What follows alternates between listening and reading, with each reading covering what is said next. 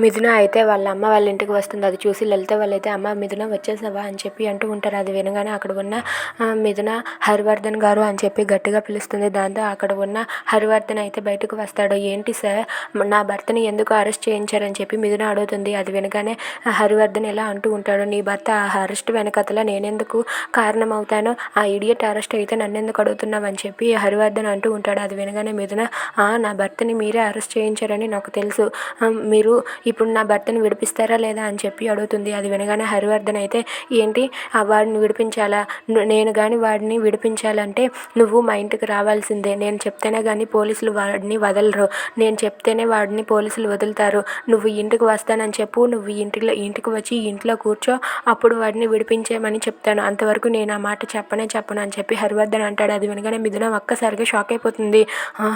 మీరు నాతో పాటు కలిసి పోటీ పడాలనుకుంటున్నారా హరివర్ధన్ గారు, సరేలేండి మీతో పాటు కలిసి నేను పోటీ పడతాను, నా భర్తను నేను ఎలా విడిపించుకోవాలో నాకు తెలుసు సార్ అని చెప్పి అంటుంది. అది వినగానే హరివర్ధన్ వాళ్ళ ఇంట్లో వాళ్ళందరూ కూడా ఒక్కసారిగా షాక్ అయ్యి అలా ఉండిపోతారు.